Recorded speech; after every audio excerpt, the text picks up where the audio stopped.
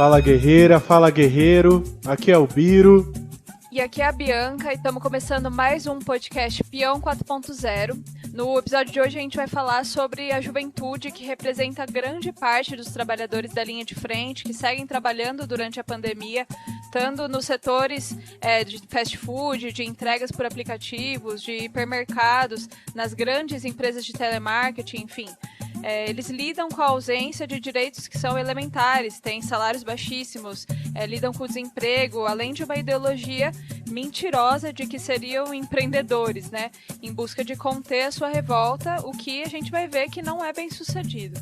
E para abordar esse tema, além da contribuição dos ouvintes, teremos uma participação especial diretamente da Argentina, a Selma, que também é parte da rede internacional do Esquerda Diário, e vai contar a experiência de jovens precarizados que estão se organizando e impulsionando um movimento chamado La Rede.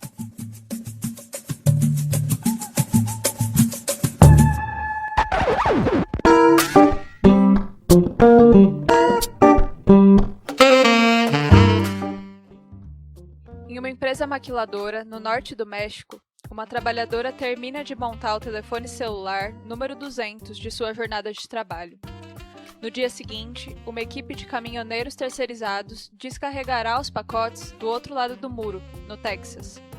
Durante a viagem, uma operadora conseguiu vender 20 aparelhos em seu home office. A loja da Amazon na cidade não dorme.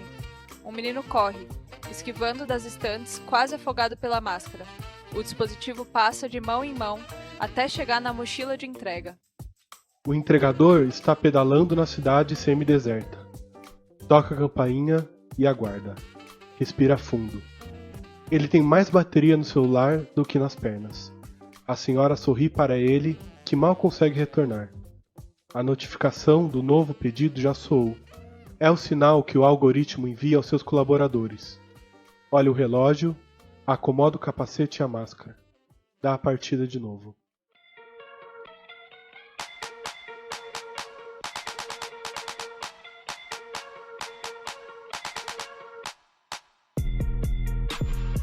Esse trecho é o começo do artigo A Juventude na Pandemia, entre a precarização e a linha de frente, publicado no Esquerda Diário.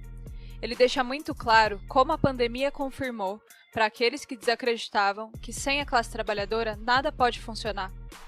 E que grande parte dessas e desses essenciais são jovens. A crise os encontrou precarizados até a medula. E, assim, os atirou na linha de frente. Essa precarização não começou com o coronavírus.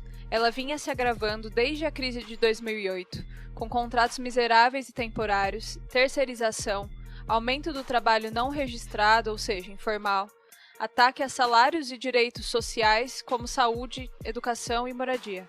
O livro de Nicolas Del Canho, Rebelde ou Precarizada, cita um relatório de 2017 da Organização Internacional do Trabalho, que reconhece que 70 milhões de jovens estão desempregados e 3 em cada 4 têm empregos informais. 150 milhões de crianças e adolescentes com menos de 25 anos ainda com trabalho, vivem na pobreza e também representam 70% dos migrantes internacionais. Bom, o novo relatório apresentado há algumas semanas diz que o cenário de emprego juvenil é preocupante e se complicará ainda mais quando for sentido o impacto do coronavírus. De acordo com os cálculos desse relatório, os chamados trabalhadores informais serão 50% mais pobres do que já eram. Segundo a revista norte-americana Vox, nos últimos meses, 35% das pessoas entre 18 e 29 anos sofreram demissões e 45% de corte salarial. O estudo acrescenta que aqueles que ganhavam menos, incluindo os millennials negros e latinos, têm maior probabilidade de serem demitidos. E além disso, esses millennials negros e latinos também são afetados mais do que a média pela Covid-19, né? Entre outras coisas porque eles ocupam, especialmente as mulheres, grande parte dos chamados serviços essenciais. Uma guerra, primeiramente silenciosa, estourou em milhares de locais de trabalho. Os chefes atacam primeiro. O governo e as cúpulas sindicais deixam correr. Nos call centers, com a violação da quarentena, demissões e teletrabalho mais precarizado. Nos supermercados, expondo atendentes e repositores. Além disso, milhares de jovens, garçonetes, lavadores, cozinheiros foram colocados na rua, com suas demissões informadas, inclusive via WhatsApp.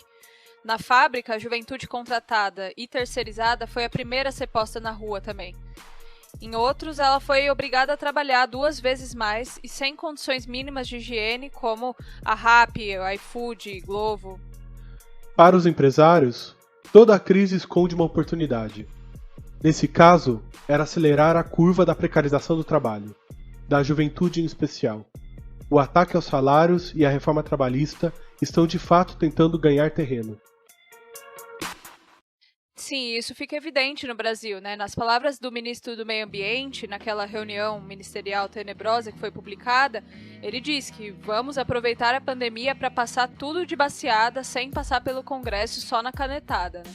E aqui, muitos desses trabalhadores jovens, antes da crise sanitária, já oscilavam entre o desemprego e o subemprego, sendo o setor mais atingido pelos ataques da reforma trabalhista. Muitos deles fazem parte dos mais de 40% de informais no Brasil. E agora, na pandemia, além de serem a maioria nos setores informais, dentre os uberizados, por exemplo, a juventude aqui também é o principal alvo dessas contrarreformas trabalhistas, né? Por exemplo, com a MP 905, que no mês passado buscava regulamentar a carteira verde-amarela. E essa proposta, voltada para jovens, reduziria a multa rescisória, faria com que os próprios trabalhadores, e não o patrão, tivessem que pagar contribuições previdenciárias. Enfim, uma série de ataques. Essa MP foi muito rechaçada e sua votação caducou no Senado, mas não sem promessas de que o tema voltará a ser pautado em breve. E de qualquer maneira, a reforma trabalhista na pandemia já está colocada, né, com aquelas reduções de jornada e salário que a gente abordou, inclusive, no último episódio aqui. Isso porque a espinha dorsal dessa reforma, que traz lá, por exemplo, a regularização do trabalho intermitente, é esse caráter de eu só te chamo para trabalhar quando eu preciso, portanto, você só recebe quando eu quero, né? Isso é e sempre foi a menina dos olhos dos capitalistas, né? E uma pesquisadora que estuda esse tema da uberização, que é a Ludmila Abílio, afirmou que a reforma trabalhista criou, com isso, do trabalho just in time, elementos típicos da uberização, só que para toda a classe trabalhadora, mesmo em serviços que não utilizam a plataforma digital. São serviços que são executados por trabalhadores temporários, mal pagos e jovens. São os novos escravos intermitentes globais, como bem nomeou o Ricardo Antunes, né? Mas a gente tem que ver que são escravos insurretos, né? Que não abaixam a cabeça frente a essa situação. Isso é verdade mesmo, Bianca. E em Zaragoza, na Espanha, por exemplo, os distribuidores de telepizza entraram em greve no meio da pandemia com o slogan: "Queremos servir alimentos saudáveis aos mais vulneráveis", e não que alguns garantam seus negócios. Em Marsella, na França, 10 jovens seguram uma bandeira depois de ocupar as instalações do McDonald's, para transformá-la em um centro de distribuição de alimentos para o bairro, dizendo: "Queremos igualdade para tudo e em todos os lugares". Essa mesma raiva, essas mesmas frases surgiram na quinta-feira, 14 de maio, em várias cidades na Argentina. A quarentena policial não pôde evitar uma série de protestos em distintas cidades do país. É o que vai nos contar a Selma, que é uma das jovens que participou e ajudou a organizar esses protestos, e que ela faz parte do Esquerda Diário e da agrupação argentina A Rede de Precarizados. Bom, então vamos para a entrevista, Bianca? Sim, bora para a entrevista. Biro, vamos falar com a Selma. Hola, Bianca. Bien. Ustedes, me alegro de estar hablando con la Izquierda Diario de Brasil. Olá, Selma. É um prazer ter você aqui no Peão 4.0. A gente vai fazer uma tradução aqui com o nosso espanhol meio rudimentar, para que todo mundo consiga entender o que a Selma vai colocar pra gente. Então, para começar com a primeira pergunta, Selma, como que está a situação da juventude precarizada na Argentina? Na Argentina, a precarização do trabalho acontece há décadas, mas em tempos de pandemia e confinamento, isso se aprofundou ainda mais. Para que se tenha uma ideia, a precarização da juventude alcança mais de 2 milhões de pessoas. Ao mesmo tempo que no conjunto dos trabalhadores de diferentes idades, são 11 milhões em todo o país que são os precarizados. 7 de cada 10 jovens estão em situação de precariedade extrema. Muitos de nós que temos entre 20 e 30 anos já passamos por mais de 10 empregos e não conhecemos direitos sociais, férias remuneradas ou representação sindical. Desde os anos 90 até hoje, a informalidade não parou de crescer. Ou seja, foi uma política de todos os governos. Mas a pandemia também mostrou que somos os essenciais para que tudo funcione. Nas grandes cidades, se vê os jovens trabalhadores entregando comida, fazendo com que os hospitais, bares e call centers funcionem. Como não temos nada a perder, podemos ser os primeiros a mostrar que devemos lutar contra as consequências da crise econômica e sanitária que os empresários, junto com o governo e a posição majoritária, oferecem, e assim despertar a força do conjunto dos trabalhadores na Argentina. E Selma, sobre as ações que realizaram aí na Argentina, assembleias virtuais, campanha de fotos, atos e denúncias, como foram possíveis? Qual a importância da organização e articulação desses trabalhadores? Começamos a nos organizar virtualmente, nós, os trabalhadores precarizados. Desde o Partido dos Trabalhadores Socialistas, somos parte, junto com centenas de companheiros independentes, de colocar em pé uma nova organização na Argentina, que se propõe a organizar todos os precários, já que as conduções sindicais nos deixam de fora dos sindicatos e nós somos os que sofremos as piores condições de trabalho. Copiamos o exemplo dos trabalhadores do aeroporto, que fizeram assembleias por aplicativos para discutir e votar como enfrentar as demissões. Saímos às ruas para mostrar nossas reivindicações cuidando um do outro. E no fim de semana, realizamos assembleia em todo o país da Rede dos Trabalhadores Precarizados, com mais de 1.100 jovens. Em muitos lugares surgiram comissões de segurança e higiene, porque os empresários nos impõem trabalhar em meio à pandemia sem nenhuma proteção. Assim como também exigimos testes massivos para a população, porque ficar em casa não é um direito para todos, como ocorre nos bairros mais humildes, que as condições de aglomeração são enormes e são os mais contagiados. Mas também com a rede dos trabalhadores precarizados, exigimos do Estado que outorgue um salário de 30 mil pesos argentinos para viver, em base da cobrança de um imposto aos mais ricos do país. Esses que o governo está subsidiando, como a sociedade rural, as empresas de comunicação importantes como o Clarim, ou a maior metalúrgica da Argentina, que atua em todo o mundo, a Tetint, que não ocorram mais as demissões nem suspensões de contrato, que haja trabalho para todos os desempregados, por isso voltamos às ruas na próxima sexta-feira. E Selma, sobre a solidariedade com os outros setores de trabalhadores em meio à pandemia, que importância você vê na unidade da classe trabalhadora nesse momento? Os sindicatos representam somente 25% dos trabalhadores na Argentina, deixando de fora milhões de precarizados e desempregados. Insistem na divisão entre aqueles que têm contratos estáveis e os que não têm, entre homens e mulheres e diferentes sexualidades. Dividem entre trabalhadores imigrantes e nativos. Essa fragmentação dos trabalhadores é usada para evitar que ocorra a luta de classes e a luta nas ruas, enquanto vai se aprofundando cada vez mais a crise econômica e sanitária. As estatísticas dizem que estamos caminhando para uma situação de mais desemprego e pobreza na Argentina do que em 2001, última grande crise no país. Por isso, é fundamental, desde agora, romper essa divisão que nos impõe. Nós fazemos isso apoiando as distintas lutas em curso, como, por exemplo, os trabalhadores de aplicativo, que foram se solidarizar com os operários da área da alimentação, que estão lutando contra as suspensões de contrato. Nossas mobilizações são pelas reivindicações de todos os trabalhadores ocupados e desocupados. Somente assim se poderá superar as conduções burocráticas que ocorrem nos sindicatos e podem lutar para recuperá-los para que sejam uma verdadeira ferramenta dos trabalhadores. É de extrema urgência essa luta aqui em todos os lugares. Se trata de nos prepararmos para maiores ataques dos empresários e dos governos em todo o mundo.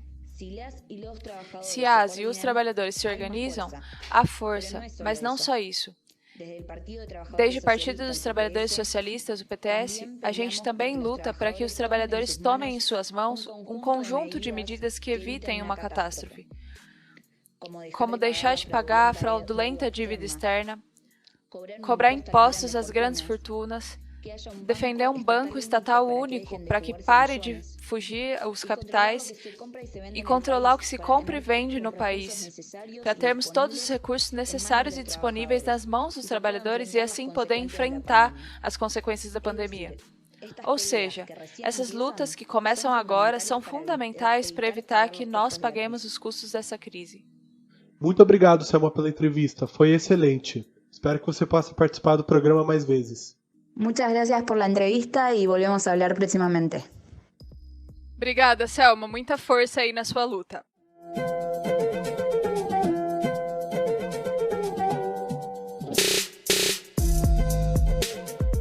Enquanto isso aqui no Brasil, a gente viu algumas manifestações da juventude trabalhadora acontecendo, principalmente do telemarketing.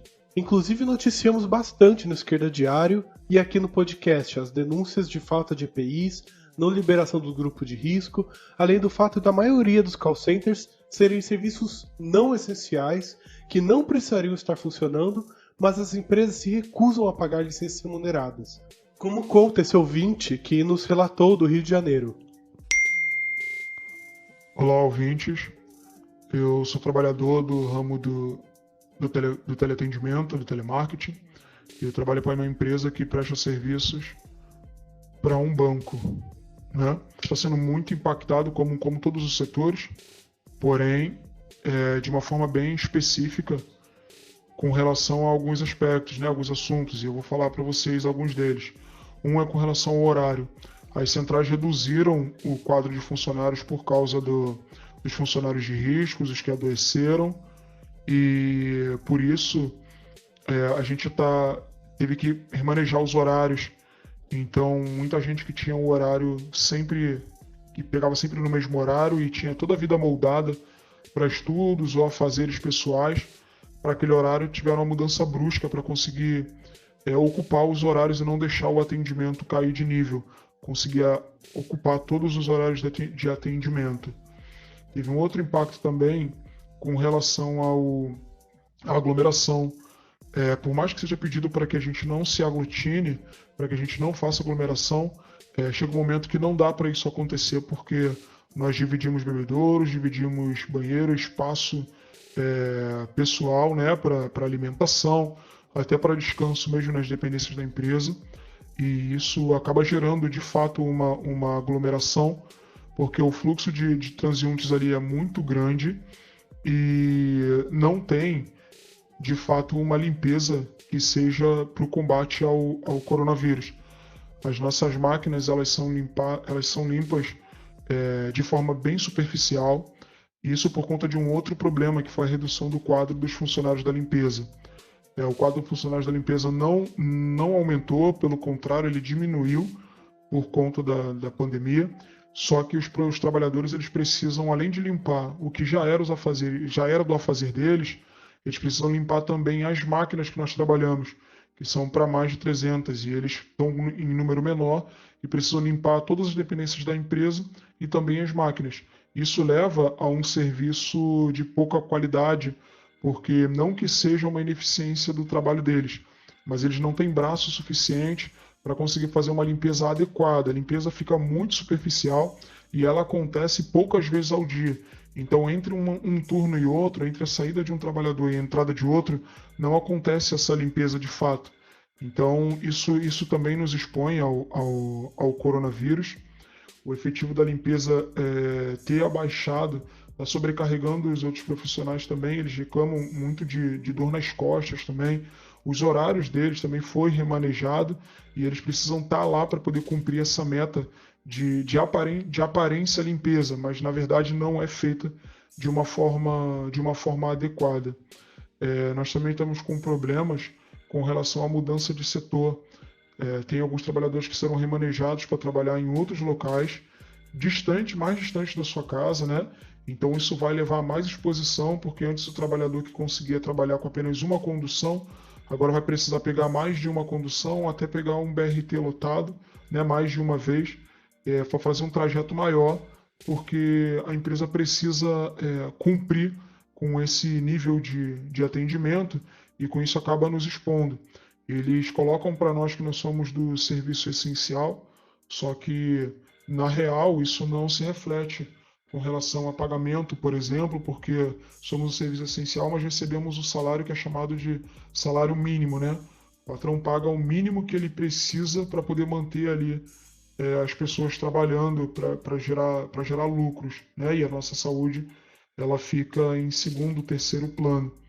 Também temos um outro problema que é com relação ao estresse de maneira geral, porque além de já ser um serviço estressante, um serviço maçante mentalmente falando, os clientes também, que não sabem como estão funcionando as coisas, ligam para nós para resolver as questões de cartões de crédito muito estressados. E aí pedem coisas que nós não conseguimos fazer.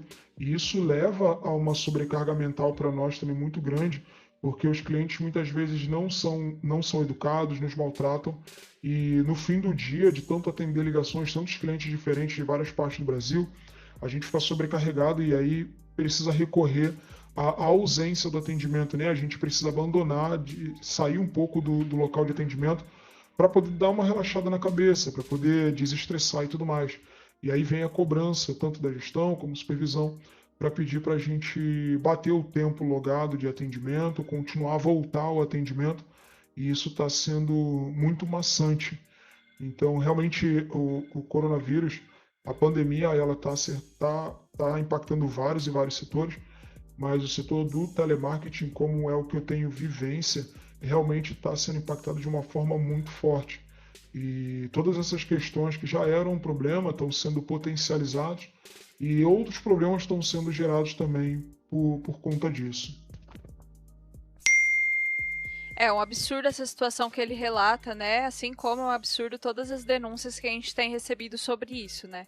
Na semana passada, inclusive, uma empresa de telemarketing, a Atento, chegou a entrar em contato com a gente do Esquerda Diário, mandando uma mensagem supostamente se retratando, falando que a saúde dos trabalhadores está em primeiro lugar, que estão tomando todas as medidas de prevenção, enfim. Mas será mesmo? Porque o que a gente recebeu dos operadores de telemarketing não foi nada disso. Bianca. E vale lembrar que o Esquerda Diário e nosso podcast Peão 4.0 está sempre aberto para que os trabalhadores digam por eles mesmos se de fato essas empresas estão fazendo tudo isso que estão dizendo, como declaram nessa nota, que vocês podem conferir divulgada no nosso site esquerdadiario.com.br. E, inclusive, sempre que recebermos novas denúncias, vamos sim colocar a voz dos trabalhadores nos nossos meios para denunciar esse descaso das empresas.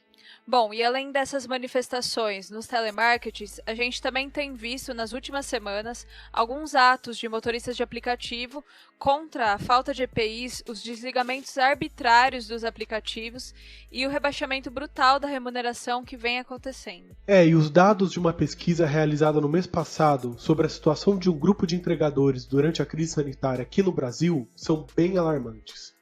O número de trabalhadores com mais de 2 salários mínimos caiu pela metade e dobrou o número dos que ganham até um salário mínimo. Mesmo que a maioria, 77%, siga trabalhando normalmente. 6 ou 7 dias por semana com jornadas de mais de 9 horas. Sim, e por conta das demissões, os pedidos de cadastramento nos aplicativos só aumentam. Vai se formando uma multidão de trabalhadores precarizados, periféricos, que veem na uberização a única possibilidade de renda. Apenas em março, os pedidos de cadastramento na RAP tiveram um aumento de 300%.